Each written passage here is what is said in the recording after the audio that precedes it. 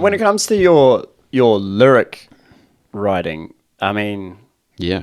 because we've all done vocals, we've all done instruments as well, and I find from being a drummer for many years, but then switching over to vocals, it was a totally different kettle of fish. It was like this whole other thing. I had to switch off from like being in a band to going, all right, how do I dig out me and let me go nuts? And I've always found it weird. I think I've had advice from people just to go, hey, just be you, right, and speak about your things. There was always topics that I steered clear of, would be political or stuff that was just out of respect to other people.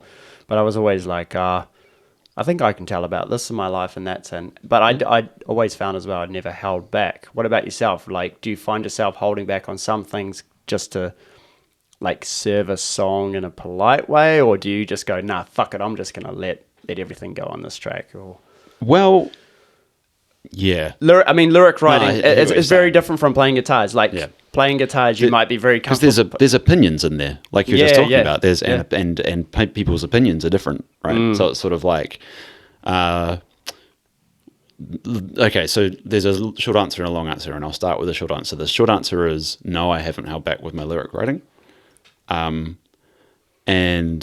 it's typically my lyric writing is just off the top of the dome. When I'm inspired by something and I don't know where the ideas come from, it's super stream of consciousness, and often cool.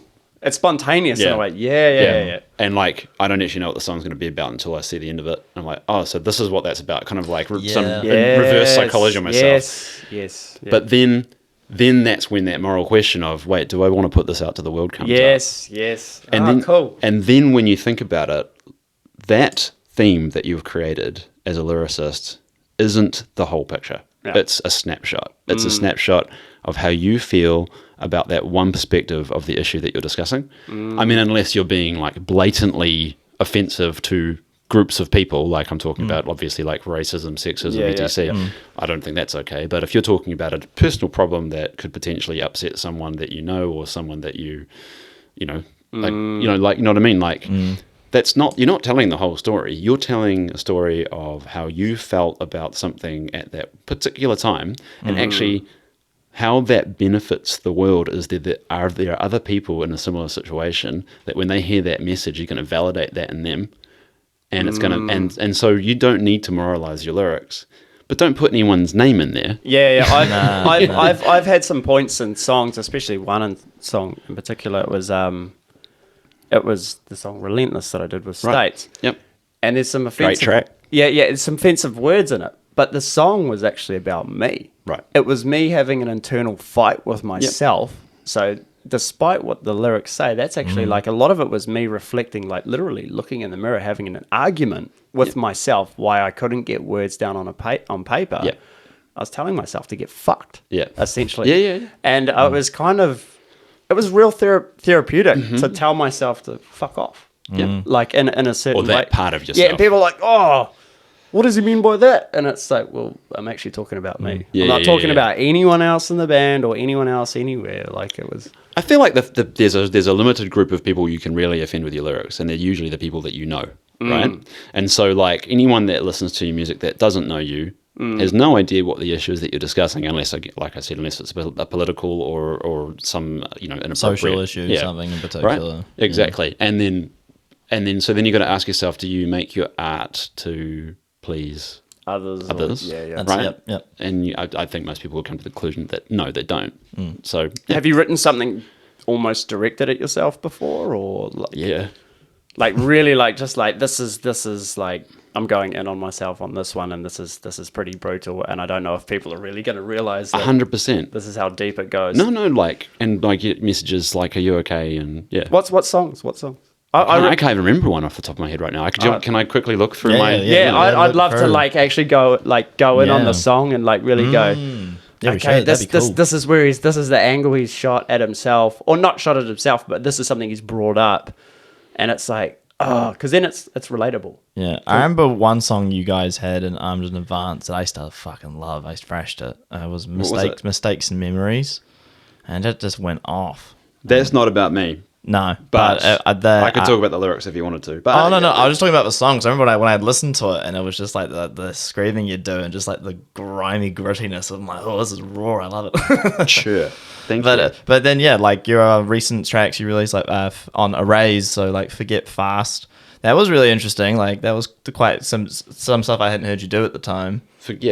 Production wise, but that one was quite deep. It sounded to me. So we could talk about Forget Fast if you want. Oh yeah, sweet. Yeah. So Forget Fast is the concept that like the whole COVID journey. Yeah. was like we're fucked. If it's kind of okay here, we're fucked. Yeah. That was the second we're fucked. Forget Fast is forget that things gonna be okay fast because we're getting back to being fucked up again. And it was about emotionally like, oh my God.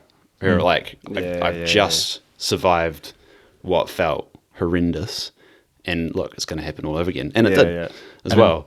So like I'd argue it was worse the second time. Yeah.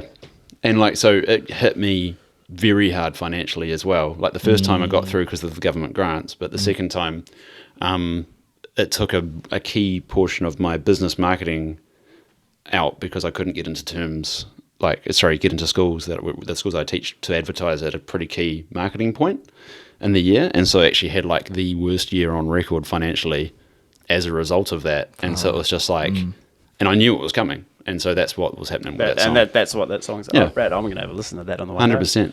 And that's That's why I ask these questions about like lyrically, like with the angles and stuff, because sometimes people go, oh, like you really. It's almost like a song only tells, like you're saying, it's a very small snippet of what's going on. How can you paint that whole picture? I know. Of the human experience? Huge picture. Do a Tool song.